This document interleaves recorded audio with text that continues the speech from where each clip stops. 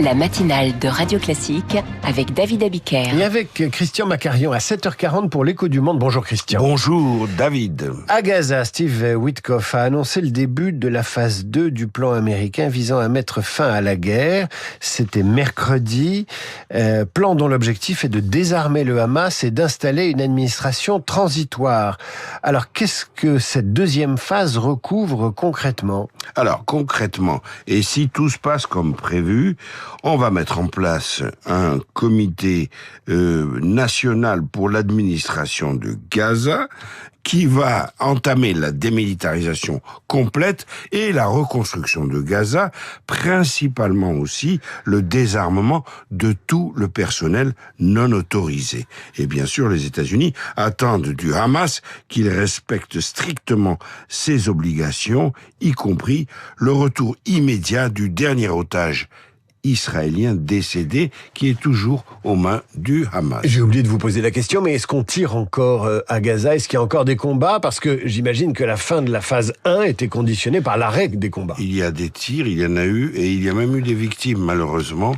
Donc il y a des heurts, mais qui sont sporadiques. Le bilan est hélas toujours à déplorer.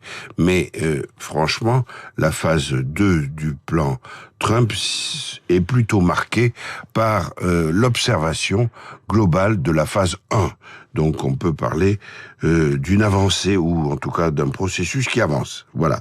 Alors qu'est-ce qui va se passer concrètement ? Ce comité national pour l'administration de Gaza va se charger des questions tout à fait quotidiennes et vitales pour les 2,3 millions de Gazaouis, la distribution de l'eau, l'électricité, les finances, la santé, l'éducation, la justice, la distribution de l'aide humanitaire, tout ce qui manque et tout ce qui a manqué. Et cet organisme a un président, ils l'ont trouvé, il s'appelle Ali Shahat, c'est un Palestinien, un ingénieur, ancien vice-ministre des Transports de l'autorité palestinienne qui était présidé toujours par Mahmoud Abbas. Ce Ali Shahat a l'aval de tous les parrains de la région qui soutiennent cette initiative, à savoir l'Égypte, le Qatar et la Turquie. On parle plus de Tony Blair, parce qu'il avait été question de Tony Blair pour présider cette autorité de transition. Oui, il a été écarté. Il a été écarté parce qu'il a soulevé beaucoup d'objections.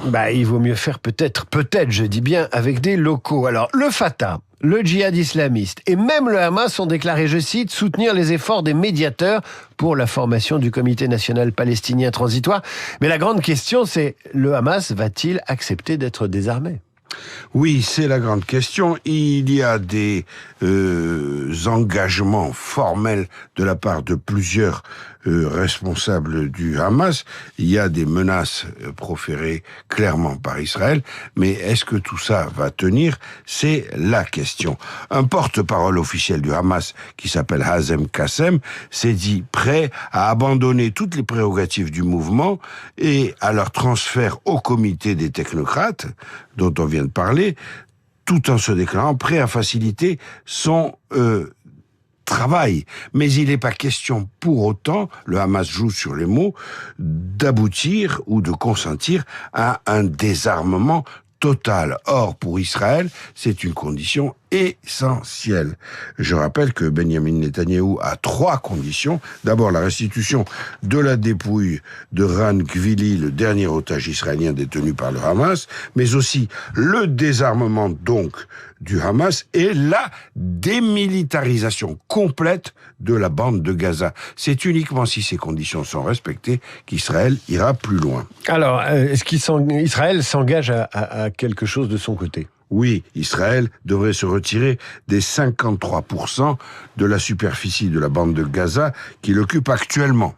Et puis, des travaux de reconstruction dans cette région devraient avoir lieu, mais il faut encore trouver des financements internationaux préalablement au lancement de ces travaux. C'est pas encore la French Riviera, on est loin pas du, tout à du fait. compte. Et puis enfin, il est prévu qu'une force multinationale de stabilisation composée de soldats de plusieurs pays, se déploie dans la bande de Gaza, ce qui serait l'étape ultime. Eh bien, on n'en est pas encore là parce que, par exemple, un pays comme la Turquie, qui est volontaire pour envoyer des soldats dans cette force multinationale, est refusé par Israël.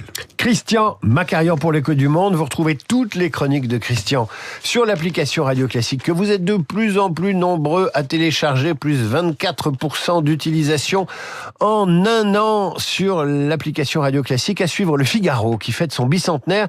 Mais au fait, qui était Figaro ? Petit rappel dans un instant avec Augustin Lefebvre et le journal imprévisible Radio Classique. Il est 7h.